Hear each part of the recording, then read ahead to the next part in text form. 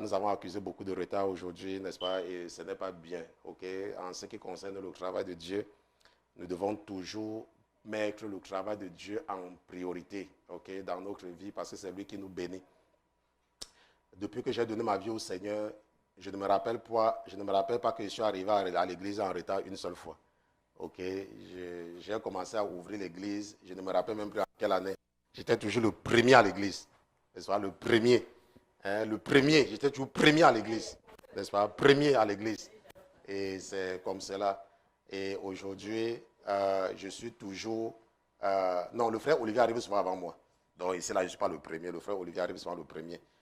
Donc on lui donne le crédit pour cela. Bon, peut-être parce que comme s'il est le technicien et moi, je suis le pasteur, je traîne souvent un peu à la maison avant d'arriver.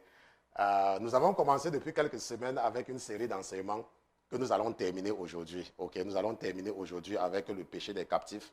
Et je sais que c'est un enseignement qui bénit beaucoup le corps de Christ. Cette semaine, pour tous ceux qui se connectent avec nous sur la ligne de prière, nous avons beaucoup prié cette semaine contre l'esprit de la séduction. N'est-ce pas? L'esprit de la séduction. C'est quoi la séduction? C'est quoi la séduction? Nous savons que Dieu nous aide à comprendre la séduction à travers certaines femmes. N'est-ce pas? Il y a certaines femmes. Elles ne sont pas belles. Elles ne sont pas belles du tout. Elles sont moches. D'abord, pour commencer, elles sont d'abord moches. Et ce qu'elles font, c'est qu'elles regardent les femmes qui sont belles. Elles regardent les femmes qui sont belles et elles veulent être comme elles.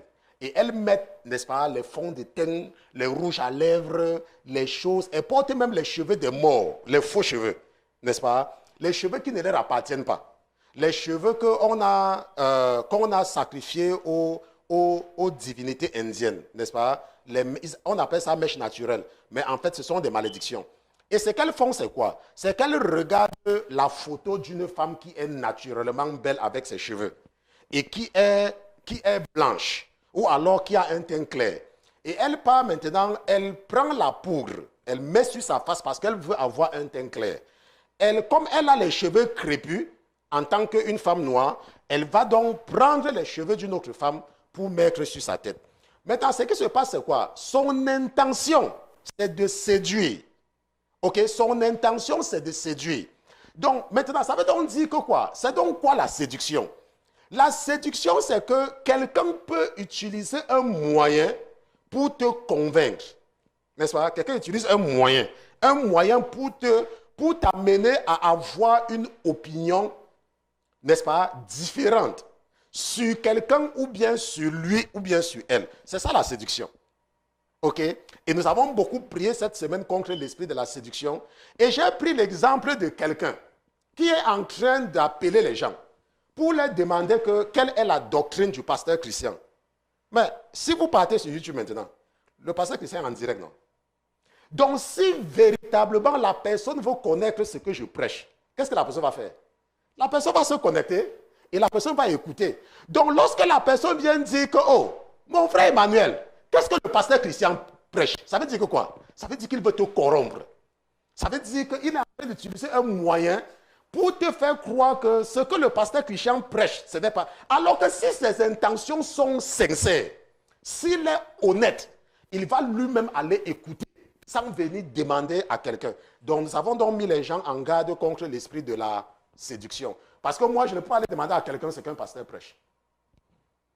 Je vais seulement aller écouter le pasteur là pour savoir ce qu'il est en train de prêcher. Ok? Bon, maintenant, nous avons donc commencé depuis quelques semaines, ça fait un mois maintenant, avec le sujet sur le péché des captifs. Et nous avons compris beaucoup de choses. Et nous sommes en train d'étudier un cas d'école, le cas de Isaac et de Rebecca. N'est-ce pas? Et la semaine dernière, pour ceux qui étaient avec nous, nous avons passé beaucoup de temps sur la prière du serviteur d'Abraham, que Abraham avait envoyé pour aller chercher une femme pour son fils Isaac. Nous avons beaucoup insisté sur cette prière-là. Et nous avons terminé en encourageant ceux qui veulent se laisser dérouter par les pressions familiales.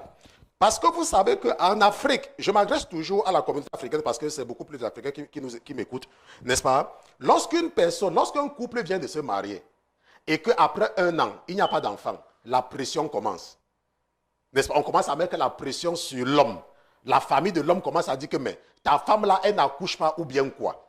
On commence à mettre la pression sur la femme. Que mais ton mari là, c'est comment?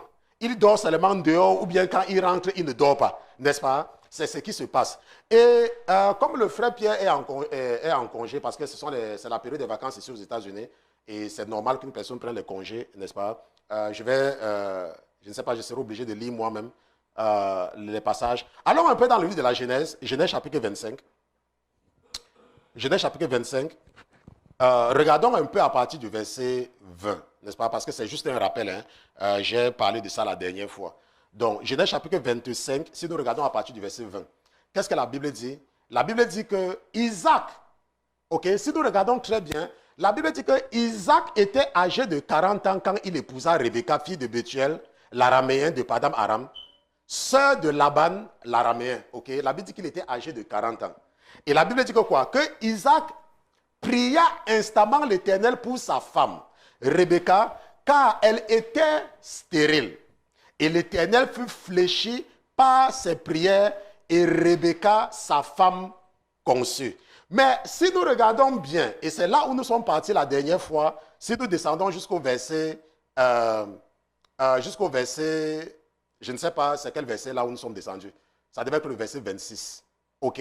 Le verset 26 dit que lorsque Rebecca sera enceinte, elle va faire des jumeaux.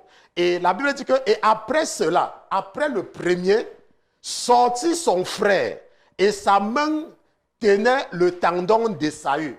N'est-ce pas? Ésaü est sorti le premier, n'est-ce pas? Et Jacob a sorti après et on l'appela Jacob, le supplanteur. Et la Bible dit que quoi? Et Isaac était âgé de 60 ans quand les jumeaux sont nés. Isaac était âgé de 60 ans.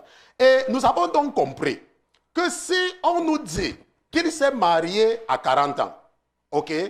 On nous dit qu'il s'est marié à 40 ans et que sa femme a accouché à 60 ans, ça veut dire qu'il a prié pendant combien d'années?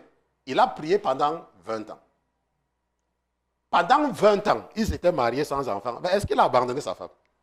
Il n'a pas abandonné. Mais il y a des chrétiens. Ah, pasteur, ma femme n'accouche pas. Il y a un couple. Je n'ai même pas envie de parler de ça. Parce que s'il parle de ça, le Seigneur va changer son avis. Je vais les laisser qu'ils aient leur enfant tranquillement. Hein? Je ne veux pas parler de ça. Je vais les laisser avoir leur enfant tranquillement. Changeons, tournons seulement. Parce que s'il parle de ça, le Seigneur va annuler ça. Bon, maintenant, si nous regardons bien, de 40 ans à 60 ans, ça fait 20 ans que Isaac était avec sa femme. Et il n'a pas chassé sa femme parce qu'elle n'accouche pas. Il n'a pas essayé d'aller faire, je ne sais pas. Il a prié. La Bible dit qu'il a prié instamment. Et après 20 ans, sa femme a accouché. Normalement, elle a fait des jumeaux. Maintenant, nous nous sommes arrêtés ici la dernière fois parce que nous voulions encourager certains couples de chrétiens qui veulent se laisser tromper par les adeptes des ténèbres. Et à la fin de la journée, quand tu pars chez un marabout, ou bien quand tu pars faire certaines procédures, tu accouches un enfant qui te dépasse. Tu parles à l'enfant, l'enfant n'écoute pas. L'enfant commence à se comporter bêtement. Parce que tu es parti forcer la main de Dieu. Bon, maintenant, si nous regardons la suite, parce que nous avons également continué la dernière fois avec l'attitude du frère de Rebecca, Laban.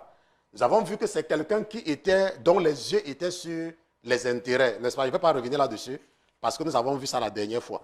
Bon, maintenant, aujourd'hui, nous allons regarder comment est-ce que Rebecca quitte la maison de ses parents. Ok, nous allons regarder. Nous allons regarder quelque chose de très intéressant ici, là. Allons un peu dans le livre de la Genèse, Genèse chapitre 24. Restons dans Genèse chapitre 24, mais regardons à partir du verset 57. Ok, regardons à partir du verset 57. Genèse chapitre 24. Pourquoi le chapitre 24 disparaît? Ça va rester chapitre 24. Chapitre 23, chapitre 24. Regardons à partir du verset 57. Parce que c'est l'un des plus longs chapitres de la Bible. Bon, maintenant, à partir du verset 57. Maintenant, nous savons que lorsque le serviteur d'Abraham va faire ce qu'il a à faire. Il va donc demander de partir avec Rebecca. Maintenant, alors il dit, appelons la jeune fille et demandons-lui son avis. Ok? Alors, appelons la jeune fille et demandons-lui son avis. La Bible dit au verset 5, ils appelaient donc Rebecca et lui dit, veux-tu aller avec cet homme? Et elle répondit, j'irai. Et alors, ils laissaient aller Rebecca, leur sœur, et sa nourrice et le serviteur d'Abraham et ses gens. Et il bénit Rebecca et lui dit, oh, notre sœur, sois la mère de milliers de myriades et que ta postérité possède la porte de ses ennemis. On se comprend? La Bible dit qu'ils appelaient Rebecca et lui dit, veux-tu aller avec cet homme? Nous voyons ici là, parce que rappelez-vous que c'est Dieu lui-même, le Dieu que nous servons, le Dieu de ce ministère. C'est lui qui est en train de nous raconter cette histoire. Il dit que la jeune fille doit consentir au mariage. Il est en train de nous dire que nous ne devons forcer personne dans un mariage. Personne. Donc, si tu es une chrétienne, tu me dis que, oh, je suis chrétien, oh, je prie, oh, j'ai fait ceci. Dieu est en train de nous dire qu'on ne doit forcer personne dans le mariage. Personne. La Bible dit qu'on a demandé, ils ont appelé Rebecca et on a demandé à Rebecca, est-ce que tu veux partir? Est-ce que tu veux? Vous voyez qu'en Afrique avant, il y avait ce qu'on appelait des mariages forcés. Moi, par exemple, je suis né dans une famille polygame où mon papa avait plusieurs femmes. Et parmi les femmes de mon papa, il y a une, la deuxième, qui ne voit pas. Elle était dans la sorcellerie. Et en partant faire ces choses de la sorcellerie, on l'a frappée, elle est devenue aveugle. Et elle a donc d'autres enfants. Elle avait 2 filles et un garçon. Le garçon est décédé et les 2 filles sont toujours là. Et mon papa, donc, parce qu'il n'était pas chrétien, il voulait arranger je ne sais pas quel business avec un de ses amis. Et il a pris une de mes demi-sœurs pour donner en mariage à ce monsieur-là. Et le monsieur avait déjà même les enfants qui la dépassaient en âge. Et quand elle est partie en mariage chez ce monsieur-là, elle passait tout son temps à pleurer. Elle passait son temps à pleurer. Elle passait tout son temps à pleurer. Je ne vous parle pas des choses de 1950, hein, parce que moi je suis jeune, donc je connais l'histoire. Ça veut dire que ce sont les choses qui étaient dans les années 80, début 90. Ok, donc c'est une histoire récente. Maintenant, donc, ce qui s'est donc passé, c'est que quoi? C'est que parce que le cœur de ma demi-sœur n'était pas dans ce mariage. Elle a fait un enfant. Mais elle passait le temps à pleurer. Et le monsieur avait déjà d'autres femmes. Et elle passait le temps à pleurer. Un jour, elle a eu le courage. Elle est partie. Elle est seulement partie. Vous voyez? Maintenant, si nous regardons le cas de notre sœur, si nous regardons seulement son cas, elle a eu le courage de partir. Mais il y a beaucoup de femmes qui se suicident à cause de ça. Parce qu'on les force de rester dans une relation qu'elles ne veulent pas. À cause des intérêts. Parfois, les parents font cela parce qu'ils se disent que telle personne est dans une grande famille, ou telle personne va nous donner le terrain, ou telle personne, vous voyez un peu. Mais si tu es... Bon, moi, je parle aux chrétiens, je ne parle pas aux païens. Je suis en train de parler aux chrétiens. Parce que quelqu'un peut être un chrétien qui m'écoute et il n'est pas au courant de ça. C'est pour ça que je veux que le chrétien comprenne que si tu as un garçon, ou si tu as une fille, il faut les laisser décider sur leur partenaire. Il ne faut pas forcer quelqu'un parce que c'est ton enfant. Ce n'est pas ta vie. C'est sa vie à lui. C'est sa vie à elle. C'est notre vie. Tu as déjà vécu ta vie. Laisse l'enfant vivre sa vie. Dieu nous a dit, dans le livre des Nombres, que de tous ceux qui sont âgés de 20 ans et plus, 20 ans, n'est-ce pas? Où est le tableau? Prenons le tableau. Le tableau, où est le tableau? Mais le tableau, 20 ans. Claire, 20 ans. Voilà l'âge que Dieu a estimé qu'une personne peut être responsable? 20 ans. Dieu. Maintenant, tu vas maintenant me dire que toi, tu as un enfant qui a 30 ans et tu crois que tu connais plus que l'enfant là. Alors que Dieu qui nous a créés a estimé qu'un enfant de 20 ans peut déjà réfléchir. 20 ans. Parce que ceux qui avaient 20 ans là, il les a tenus pour responsables. Donc nous devons apprendre, surtout les chrétiens. Vous voyez, le message que je prêche, ou mes messages, ce ne sont pas des messages faciles parce que beaucoup de mes collègues, ce sont des peureux. Il y a des choses qu'ils ne peuvent pas aborder parce qu'ils ont peur. Ils ne veulent pas offenser les gens. Ils ne veulent pas offenser certains membres de leur église. Ils ne veulent pas offenser les gens qui contribuent pour leur ministère. Beaucoup de parents, surtout chrétiens, n'ont pas de respect pour le choix de leurs enfants. Ton enfant est déjà mature. Il y a même des parents que l'enfant a 40 ans et elles veulent encore imposer le choix à l'enfant. Un enfant de 40 ans, tu veux lui imposer ton choix pourquoi? Tu as déjà vécu ta vie. Laisse-le tranquille. Donne-lui des conseils. S'il ne veut pas te suivre, tu laisses. C'est sa vie à lui. Ça n'a rien à voir avec ta vie. Ce n'est plus ton enfant. C'est un papa. Ce n'est plus ton enfant. C'était ton enfant quand il était bébé. Laisse l'enfant réfléchir. Laisse-le s'épanouir. Beaucoup de parents chrétiens sont toujours en train de faire ça. Toujours. Maintenant, le problème c'est que lorsque nous regardons la procédure du mariage de Rebecca, pour ceux qui ont étudié Genèse chapitre 24, regardons, nous pouvons croire que sa mère n'était pas là. Hein. Sa mère était là pendant tout le processus. Regardons un peu le verset 28. Ce que la Bible nous dit au verset 28. Le verset 28 dit que et la jeune fille, regardons, et la jeune fille courut et rapporta ces choses à la maison de sa mère. N'est-ce pas?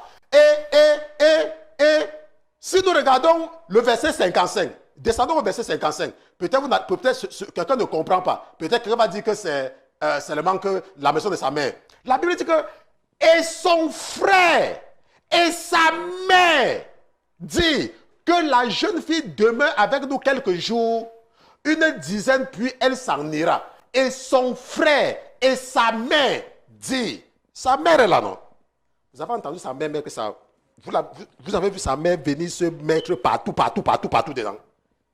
Mais pourtant, sa mère est là. Elle est restée à côté.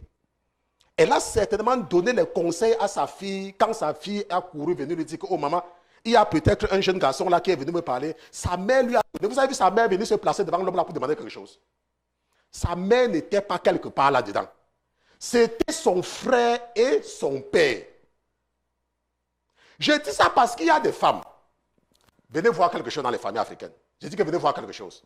Quand l'homme n'a pas fini de parler, elles ont déjà dit 13 000 mots. Nous sommes des chrétiens. Hein? Et quand on parle de chrétiens, rappelez-vous que Jésus n'est pas mort, comme je disais à ma fille hier, Jésus n'est pas mort pour que nous soyons riches. Ce n'est pas pour ça que Jésus est mort. Nous allons commencer avec une série d'études sur la naissance de Jésus à partir de dimanche prochain. Ok? Donc, nous voyons donc que la mère de Rebecca était encore en vie. Sa mère. Mais nous savons que la mère de Isaac n'était plus en vie. Ça, nous savons. Ok? Lui, elle, Sarah est déjà décédée pendant que tout ceci se passe. Ce n'est qu'Abraham qui est encore en vie. Maintenant, une chose que nous devons voir ici et qui est important, c'est le mariage. Vous voyez que il y a des gens qui pensent que lorsque Dieu a envoyé Jésus sur la terre, c'était pour qu'il devienne riche. C'est pour ça que vous allez voir que si vous avez une église et que vous voulez que votre église prospère beaucoup, prêchez la bénédiction. Les gens vont venir. Les gens vont venir jusqu'à ce que ça va vous dépasser. Parce que vous allez leur dire que, oh, tu seras béni, tu seras béni, tu seras béni. Maintenant, et comment est-ce que certains commerçants, je ne les appelle pas les pasteurs, comment est-ce que certains commerçants arrivent à exploiter ceux-là qui ne lisent pas la Bible? Regardons un peu le mariage de Rebecca. Regardons, parce que je veux qu'on regarde simplement. Regardons simplement le mariage de Rebecca. N'allons pas loin, regardons le mariage de Rebecca. Maintenant, Genèse chapitre 24, dans le verset 50. Regardons le mariage de Rebecca. C'est Dieu qui parle. Ce n'est pas, ce n'est pas un livre ordinaire, c'est Dieu. Regardons le mariage de Rebecca. Moi, je veux qu'on regarde ensemble. Je ne veux même pas parler. Comme ça, quelqu'un va me dire ce qu'il a aussi entendu dans le mariage de Rebecca. Bon, maintenant, regardons ensemble. La Bible dit que et Laban et Bethuel. Laban, c'est le frère de Rebecca. Bethuel, c'est son père, n'est-ce pas? Répondit et dit, la chose procède de l'Éternel, nous ne pouvons te dire ni mal ni bien. Maintenant, voici Rebecca est devant toi. Prends-la et pars. Et qu'elle soit la femme du fils de ton Seigneur, comme l'Éternel l'a dit. Et la Bible dit que, et dès que le serviteur d'Abraham eut entendu leurs paroles, il se prosterna en quoi? En terre devant l'Éternel. La Bible dit que le serviteur tira ensuite des objets d'argent et des objets d'or et des vêtements et les donna à Rebecca. Il donna aussi des choses précieuses à son frère et à sa mère. Et il mangeait et but, lui et les gens qui étaient avec lui, et il passait la nuit, et il se levait le lendemain, et le serviteur dit, renvoyez-moi à mon Seigneur.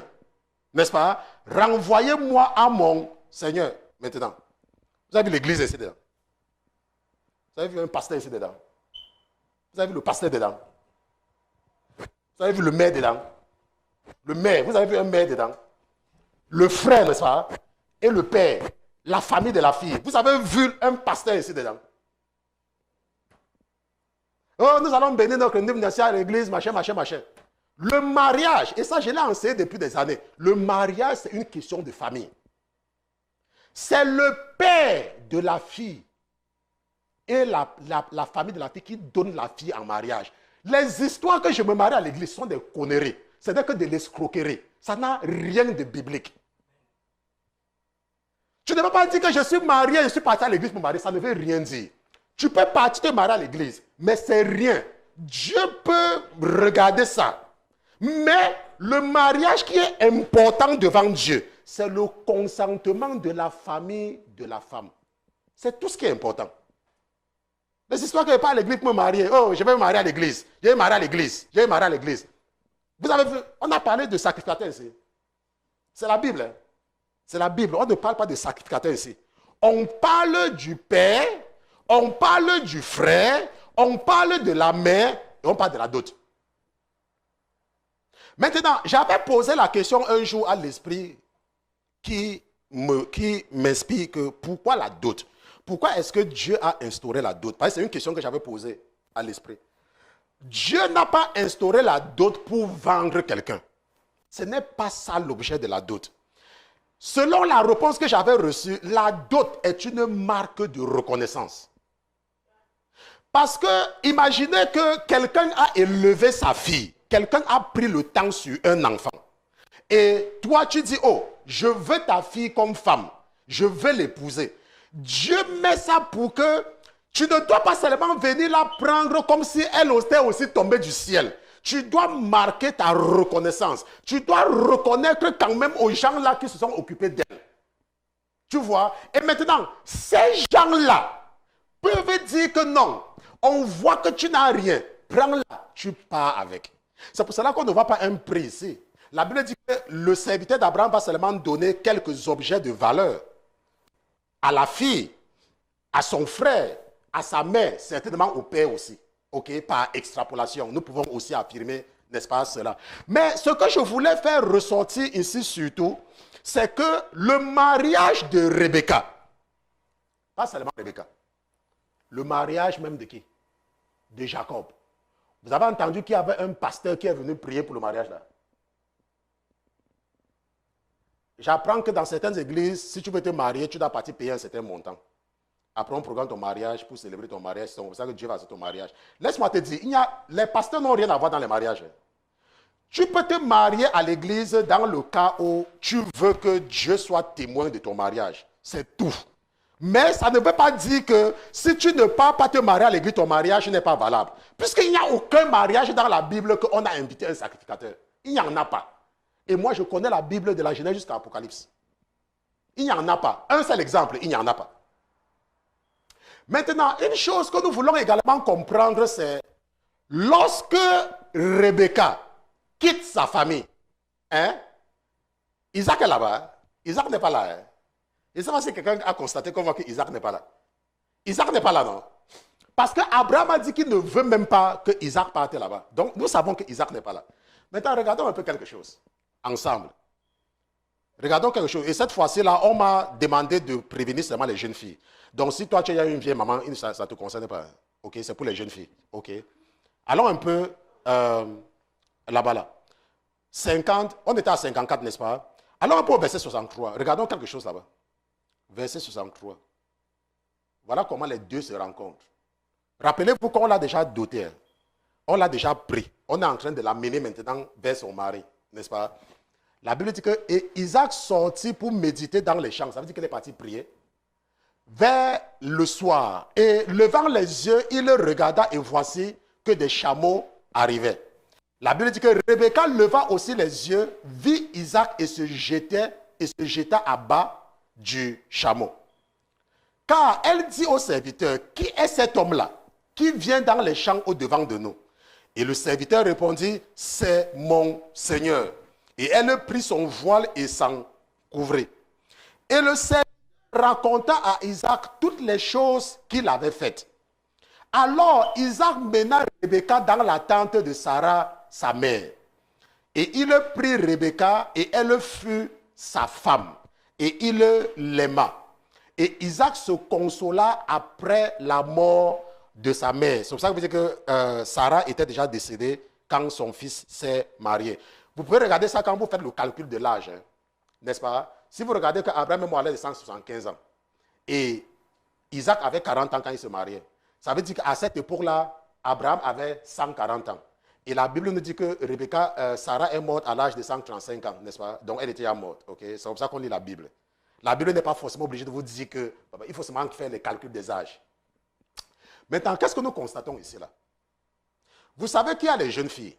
Il y a une jeune fille qu'elle avait des problèmes parce que ses copines se moquaient d'elle, qu'elle était encore vierge, alors qu'elle était déjà au lycée. Et il y a beaucoup de jeunes filles, c'est qu'il y a beaucoup de jeunes filles qui m'écoutent. Parfois, on veut faire croire à certaines femmes, ou alors il y a certains bandits. Moi, je les appelle des voleurs, je les appelle des voyous spirituels, qui parfois veulent tromper une femme en disant que pour qu'on se marie, il faut d'abord qu'on parte à Jérusalem, parce que je dois d'abord goûter si ton aéroport est bien goudronné et quel genre d'avion atterrit sur ton aéroport, n'est-ce pas? Ça là, ce sont des conneries. La Bible nous dit que Isaac n'avait pas rencontré, il ne se connaissait pas. Ils ne se connaissaient pas. Et ils se sont mariés. En fait, ils ont commencé à s'aimer sans partir à Jérusalem. Sans partir à Jérusalem. Je veux seulement encourager une jeune fille qui est en train de préserver sa virginité. La dernière fois, je vous ai expliqué pourquoi est-ce que Dieu conseille à la jeune fille de demeurer vierge. Je vais revenir là-dessus. Parce que nous ne parlons pas pour nous. Hein. Nous ne parlons pas pour les mamans qui sont parmi nous. Vous là, vous avez affiné. Votre carte est à jouer. Mais nous avons les jeunes filles. Dans le groupe des jeunes filles de ce ministère, nous avons un groupe de jeunes filles. Et elles sont là, elles écoutent. Et beaucoup prennent même des notes. Maintenant, pourquoi est-ce qu'il est important à la femme de garder sa virginité? Je vais vous expliquer pourquoi. Maintenant, la Bible nous parle de la fornication, n'est-ce pas?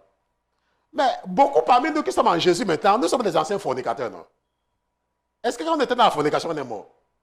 On n'est pas mort. Parce que tout est grâce. Ça veut dire que la fornication ne veut pas dire que si tu vis dans la fornication, tu vas mourir. Parce que tu peux vivre dans la fornication pendant 5 ans, 10 ans, Après, tu donnes ta vie à Jésus. Si la mort ne t'a pas attrapé entre temps, Jésus te pardonne, Jésus te purifie, Jésus te sanctifie et tu pars au paradis. Mais si Dieu nous demande de fuir, c'est parce que c'est pour notre bien à nous. Maintenant, ce qu'une jeune fille doit savoir, c'est que quand tu vas te marier un jour, je parle à une jeune fille, les problèmes entre un homme et une femme, ça ne manque pas. Quel que soit le degré d'entente entre vous, vous aurez toujours des problèmes. Il y aura toujours des mésententes. Maintenant, lorsqu'il y a des ententes entre deux personnes, il y a ce qu'on appelle certains esprits. Ces esprits-là, ils sont trop nombreux. Ils sont nombreux. Eux-là, ce sont les esprits qui murmurent. N'est-ce pas? En anglais, on parle de murmuring spirit. Ça veut dire que ce sont des esprits qui sont toujours, quand tu veux faire quelque chose qui n'est pas bien, c'est persistant. Parce que ces esprits-là sont nombreux. Fais. Maintenant, lorsque tu as les problèmes avec ton mari, ce que les esprits-là vont faire, les esprits-là vont partir rappeler à ton mari tous les hommes que tu as connus avant pour endurcir davantage son cœur. Endurcir son cœur. Pour que la réconciliation là ne se passe pas vite. Pour que les problèmes continuent. Bon, maintenant, lui, il peut ne pas écouter. Je suis en train de vous parler de la réalité. Il peut ne pas écouter. Mais le problème, c'est qu'on va se dire que oui, elle t'avait dit que non, elle t'avait dit que non, elle t'avait dit que... C'est pour ça que j'avais conseillé, je me rappelle, c'était quelques années, j'avais conseillé aux femmes, surtout aux femmes, même les vieilles mamans, les rococos là, que quand tu rencontres un homme, je sais que parfois, quand un homme est avec une femme dans la chambre, il cherche souvent à se raconter les histoires pour passer le temps avant d'aller à Jérusalem. Il ne faut jamais parler de ton passé à quelqu'un avec qui tu es. Ce n'est pas important. Tout ce que ça peut faire, ce n'est que détruire vos relations. Parce qu'il y a des hommes qui ont cette mauvaise habitude. Oh, j'ai connu telle fille au lycée. J'ai connu telle fille à l'université. Oh, je l'avais fait comme ça. Et l'autre aussi, la fille aussi commence à raconter la même chose. Oui, il y a l'autre qui m'avait fait comme ça. Je l'ai barré. Non, ce n'est pas nécessaire. Ça va seulement venir pourrir. Le moment où vous aurez les problèmes, c'est ça que le diable va raconter, va rappeler à la personne. Que tu vois, n'est-ce pas? D'abord même, elle t'avait dit non, elle t'avait dit non, qu'elle avait connu tel non, elle t'avait dit non, elle t'avait dit non. Si tu n'as rien à dire avec un homme dans la chambre, hein, dors. Si tu as beaucoup bavardé et qu'il y avait plus de conversation, si tu ne peux pas parler des beignets avec des arachides, dors. Ok? Maintenant, quel est l'avantage de la virginité de la jeune fille? Lorsque tu es vierge et qu'un homme sait que c'est lui qui a ôté ta virginité, il est prêt à te pardonner les fautes les plus graves. Quel que soit ce que tu fais, tu peux faire quelque chose qui est terrible, il va te pardonner. Parce qu'il n'y aura rien qui va venir endurcir son cœur. Il y a un esprit qui va toujours lui rappeler que tu es une femme vertueuse. C'est pour ça que Dieu conseille à la jeune fille de garder. Si tu veux, tu peux partir même rencontrer même 1000 personnes, ça ne va pas t'empêcher de te marier. Tu vas toujours te marier. Mais le problème, ce n'est pas être dans le mariage. Le problème, c'est quand il y a des problèmes. C'est la gestion des conflits. Et la jeune fille qui se marie étant vierge a cet avantage sur celle qui se marie déjà après avoir fréquenté plusieurs aéroports de plusieurs pays. C'est en fait ce que je suis en train d'essayer d'encourager une jeune fille à demeurer vierge. Avant, à ne pas... L'affaire là, hein, laisse-moi te dire quelque chose. Même toi, je ne parle pas seulement aux jeunes filles, hein, même les jeunes garçons. Ok? L'affaire là, tu m'écoutes, n'est-ce pas? L'affaire là. Quand tu vas même avoir, c'est jusqu'à tu vas vomir. Parce que tu te presses maintenant. Ne te presse pas. Moi, c'est ce que mon grand frère me disait. Parce que parfois, quand vous voyez les jeunes s'aventurer dans certaines choses parce qu'ils pensent que ça va fuir, ils ne savent pas que ceux qui sont mariés là, il faut aller demander à ta mère ou à ton père qui est marié. Ils vont te dire qu'il faut même 3 mois sans se voir. Donc, ça ne part nulle part. Ok, ça c'était pour les jeunes filles. C'est pour ça que je parlais surtout aux jeunes filles aujourd'hui. Maintenant, regardons quelque chose d'important. Je sais que c'est quand j'ai parlé de ceci là que tous les problèmes ont commencé dans ce ministère. Allons un peu ensemble dans Genèse, chapitre 26. Allons un peu ensemble là-bas. C'est ici là que tous les problèmes avaient commencé. Genèse, chapitre 26. Et lisons à partir du verset... Genèse, chapitre 26. Lisons à partir du verset 6. Ok. Voilà ce que la Bible dit. La Bible dit que Isaac demeura donc à Et quand les gens du milieu s'informaient de sa femme, il leur répondit, c'est ma sœur.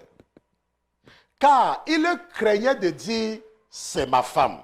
De peur, disait-il, que les habitants du lieu ne me tuent à cause de Rebecca, car elle était belle de figure.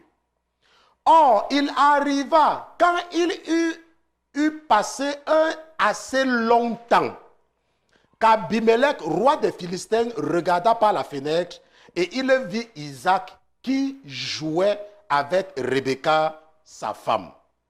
Alors Abimelech appela Isaac et lui dit, certainement voici ta femme. Et comment as-tu dit, c'est ma sœur? Et Isaac répondit, c'est que j'ai dit, il ne faut pas que je meure à cause d'elle. Et Abimelech dit, que nous as-tu fait? Peu s'en est fallu que quelqu'un du peuple n'ait abusé de ta femme et que tu ne nous aies rendu coupables. Et Abimelech donna cet ordre à tout le peuple, celui qui touchera à cet homme ou à sa femme sera puni de mort, n'est-ce pas? Maintenant, nous savons que Dieu a aimé Isaac, n'est-ce pas? Dieu l'a aimé.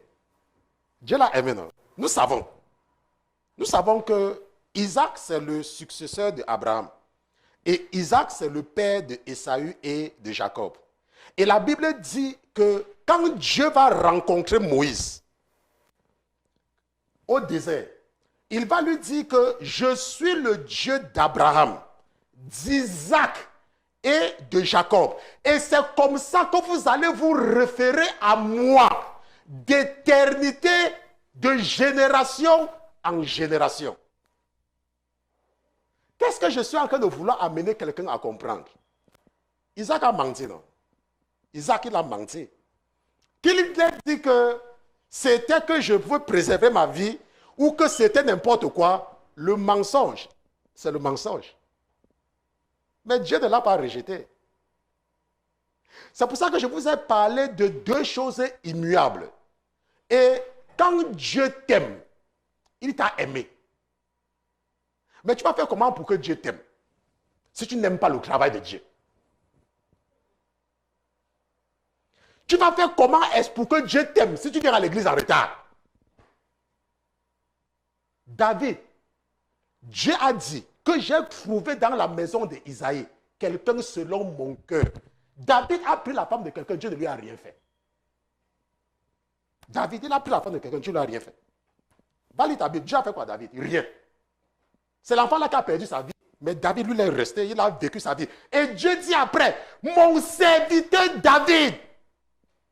Quand Dieu aime quelqu'un, laisse-moi te dire, si Dieu t'aime, tu peux tuer quelqu'un, tu pars au paradis.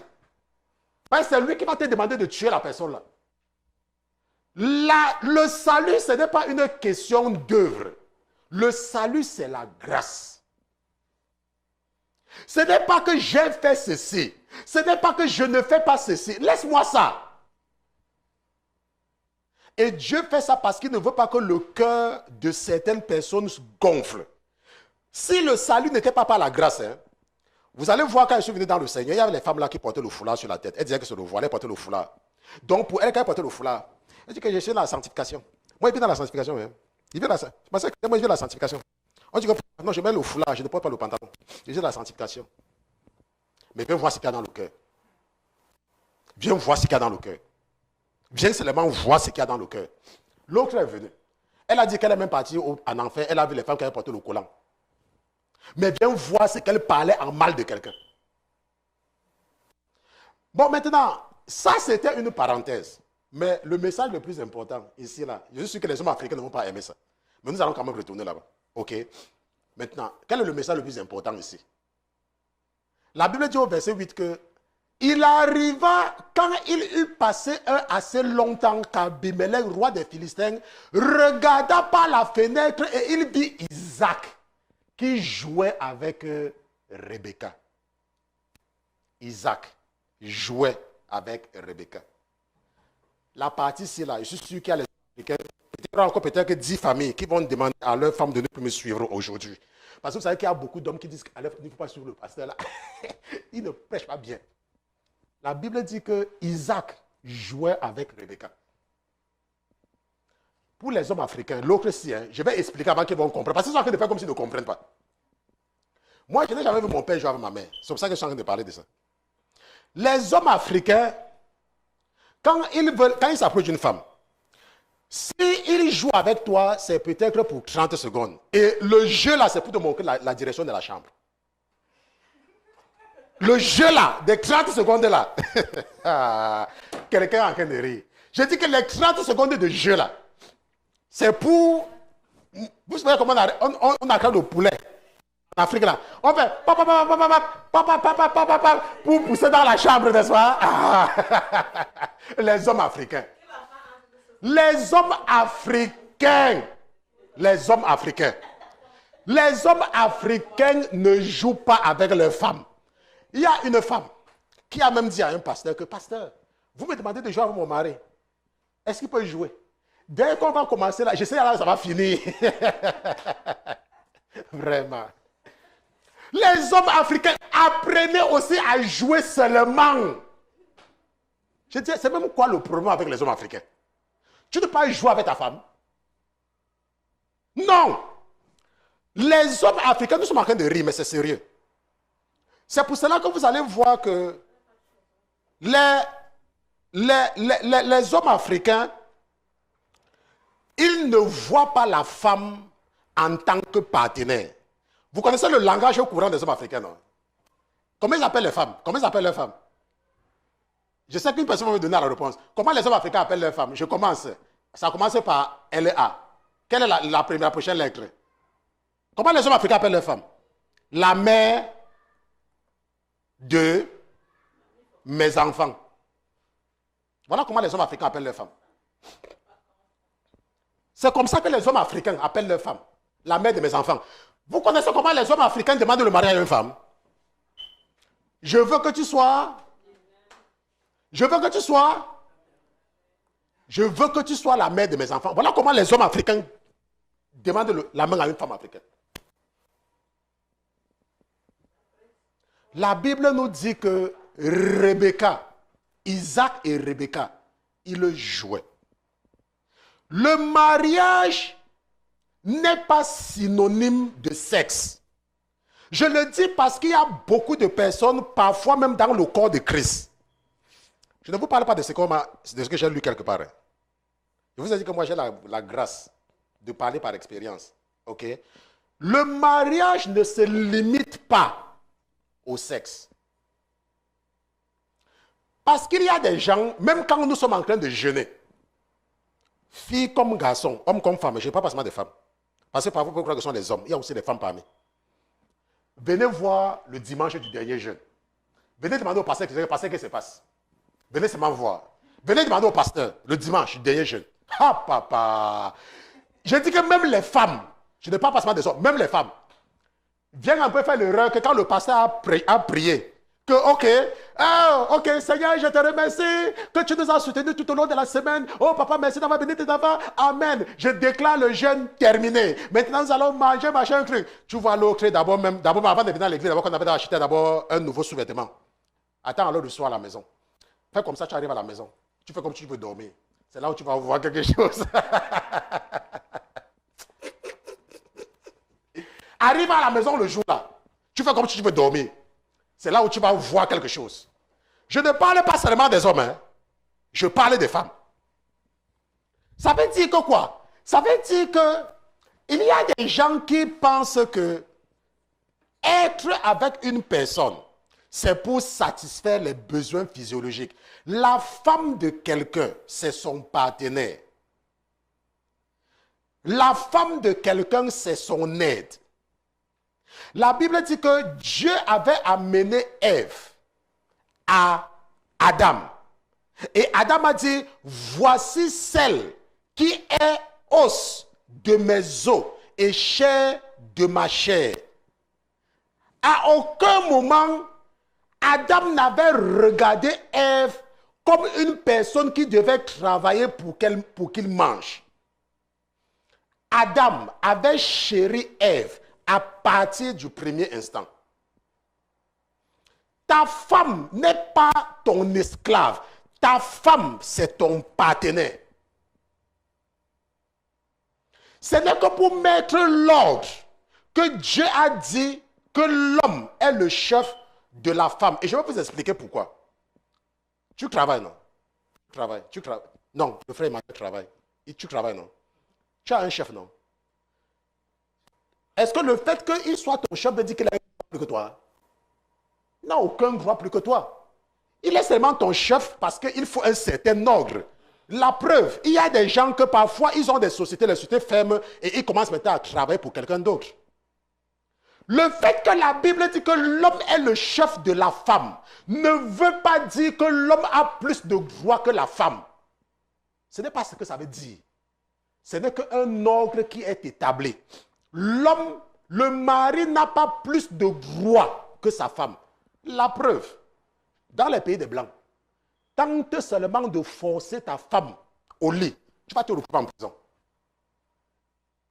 Les hommes africains qui pensent qu'en Afrique, là, comme ils sont dans le fou des dictateurs, ils imitent le comportement des présidents africains. Là. Viens chez les Blancs, tu touches ta femme comme ça, elle te dit qu'elle ne veut pas, tu la forces, tu te retrouves en prison.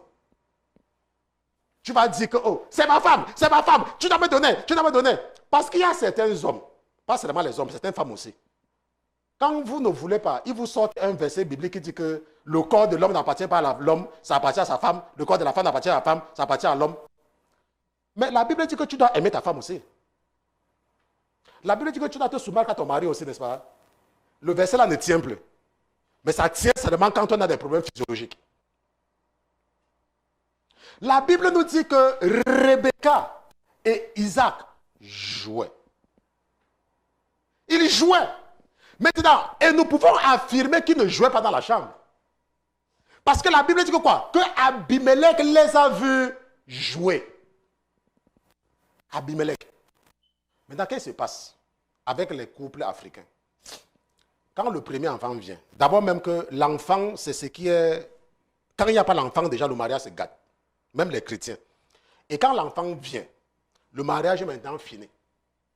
C'est maintenant l'enfant qui est au centre de tout ce qui se passe dans le couple. Maintenant, laisse-moi te poser une question, ou laissez-moi poser une question à certains couples africains. Lorsque vous prenez les enfants et vous mettez au milieu de vous, vous allez encore vous aimer même comment? Vous allez vous aimer comment encore?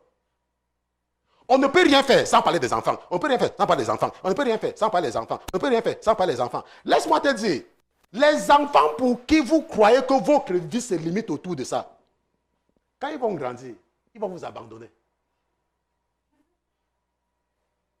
Quand ils vont grandir, ils vont vous abandonner. Ils vont partir rester avec leur femme. Et ils vont même commencer à vous appeler vieille maman, vieux papa. Oui. Moi, mes fils, vous voyez, mes enfants, ils sont là. Ils n'ont jamais dormi entre nous. Moi et eux, jamais. Même quand ils étaient bébés, ils dormaient derrière. L'enfant ne doit pas venir être le centre de la relation entre un homme et une femme. Il n'y a même pas ça dans la Bible. C'est pour cela que vous allez voir que beaucoup de couples africains, à partir du moment où ils commencent à faire des enfants, la relation se gâte. Parce que tout maintenant est centré autour des enfants. Regardez comment les Blancs font. Comment je fais pour savoir? Quelqu'un dit que parce que vous connaissez comment? Puisque je travaille pour eux. Je suis dans leur maison tout le temps. Ce qu'ils font, c'est que quoi? C'est que quand vous partez chez les Blancs, ils sont toujours, pour ceux qui ont les moyens, je ne parle pas de tous, pour ceux qui ont les moyens, même pour ceux qui n'ont pas les moyens, ils s'arrangent. Le terme que vous entendez, le terme de nanny ou babysitter, n'est-ce pas? Je crois que vous entendez parfois parler de nanny, je ne sais pas si c'est 2 N, ou les termes de babysitter, n'est-ce pas? Babysitter. Maintenant, les termes là sortent d'où? Chez les Blancs, non? Pourquoi? Parce qu'ils avaient compris depuis que même si nous avons les enfants, nous devons de temps en temps payer quelqu'un pour s'occuper des enfants pendant que nous on passe se balader. Quelle est la dernière fois que tu es parti te balader avec ton mari sans les enfants? Partout Partout où vous partez, les enfants sont là. Partout où vous partez, les enfants sont là. Ton mari ne peut pas te... L'enfant est là. L'enfant est là. À la fin de la journée, ce qui va se passer, c'est que pour l'homme, si c'est un homme que ça affecte, il va nous commencer à faire ces choses même sans te dire. Mais les blancs, ils ont soit les nannies, soit les babysitters, et de temps en temps, ils demandent aux enfants, restez pour vous, côté à côté, nous, on va faire nos choses. Quelque part. On va peut-être que dans un parc, on s'assoit, on cause toute la journée et on rentre. On va peut-être voyager pendant que la babysitter ou la nanny s'occupe. On va revenir vous retrouver. OK? C'est comme ça. C'est pour ça que vous allez voir que quand nous regardons les blancs, les gens qui restent longtemps ensemble, je ne parle pas des gens qui restent pour les formalités. Hein, parce qu'il y a beaucoup de mariages en Afrique qui sont les formalités. Vous savez pourquoi c'est la... Pourquoi vous me regardez? Beaucoup de mariages, ce n'est pas que les Africains restent dans le mariage. Hein. Je vais vous donner la preuve. La preuve, c'est que lorsque un de ces enfants-là, les couples africains, lorsque le fils est en France, ou bien en Suisse ou en Belgique, et qu'elle dit à sa mère, maman, viens, elle vient rester avec son fils. Elle n'a pas laissé son mari en Afrique. Les femmes africaines qui viennent rester chez les Blancs et laissent leur mari en Afrique, là, vous croyez que c'est parce que le mariage marchait? Elles étaient dans le mariage par formalité. Il n'y avait pas l'amour. Elles étaient dans le mariage seulement à cause du fait que les gens vont parler. Nous parlons des relations. Regardons, par exemple, les couples des Blancs. Même quand ils partent rendre visite à leur fils, ils sont toujours ensemble. Tu ne peux pas avoir une maman blanche aller rester chez sa fille blanche pendant 2 ans. Ça veut dire que quoi? Ça veut seulement dire que même quand les parents la restent, c'était par formalité. C'était seulement par formalité. Ce n'est pas parce qu'ils s'aimaient.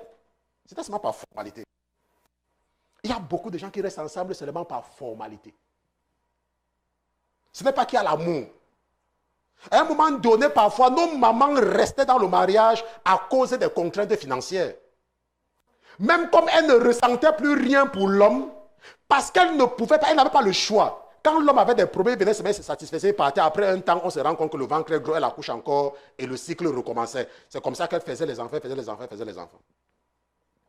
La Bible dit que Rebecca, nous revenons sur le verset principal, que Rebecca, n'est-ce pas, et Isaac jouaient ensemble.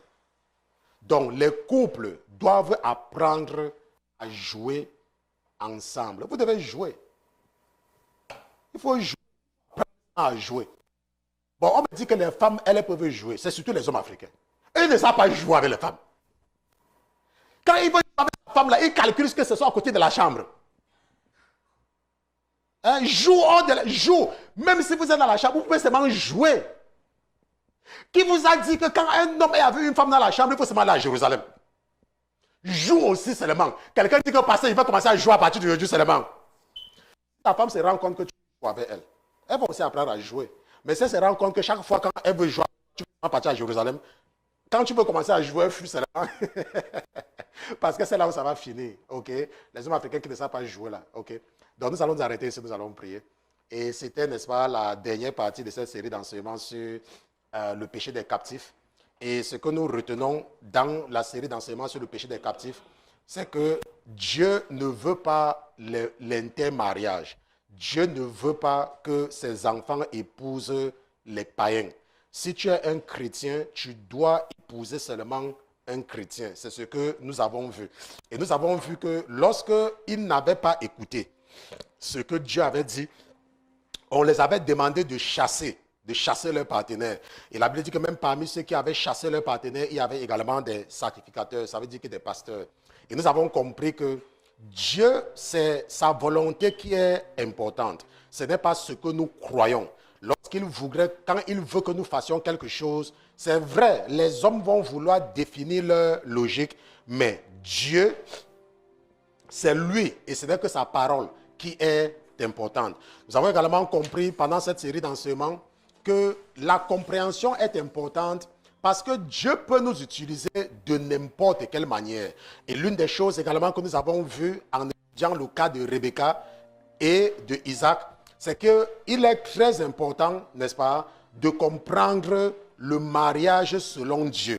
Il est également important pour l'homme, n'est-ce pas, et surtout pour les hommes africains, d'apprendre à jouer seulement avec leurs femmes. et de ne pas prendre les enfants pour mettre au centre de leur mariage. Ok? De ne pas faire cela. Ça détruit seulement la relation entre l'homme et la femme. Nous allons nous lever, nous allons prier. Nous allons nous lever, nous allons prier. Nous allons remercier le Saint-Esprit pour cette série d'enseignements sur le péché des captifs. Nous allons le remercier pour tout ce qu'il a fait parmi nous aujourd'hui. Tu vas seulement lui dire merci. Tu vas seulement le remercier pour tout ce que tu as appris pendant cette série d'enseignements. Tu vas seulement le remercier pour la vie de ton pasteur et tu vas prier qu'il continue à inspirer ton pasteur, qu'il continue à le lever en connaissance, qu'il continue à l'encourager à partager ses connaissances avec toi. Une personne va prier pour son pasteur en ce dimanche et dire: Papa, merci, merci de continuer de veiller sur ce ministère au nom de Jésus-Christ. Amen. Père éternel, je te remercie pour cette série d'enseignements, papa, et je te remercie d'avoir déjà donné le thème de la prochaine série d'enseignements que nous allons commencer dimanche prochain. Papa, le mois de décembre marque le mois où le monde célèbre la naissance de Jésus-Christ. Même si, papa, ça ne se trouve pas dans ta Bible, c'est l'occasion pour la communauté chrétienne de méditer sur cet événement extraordinaire.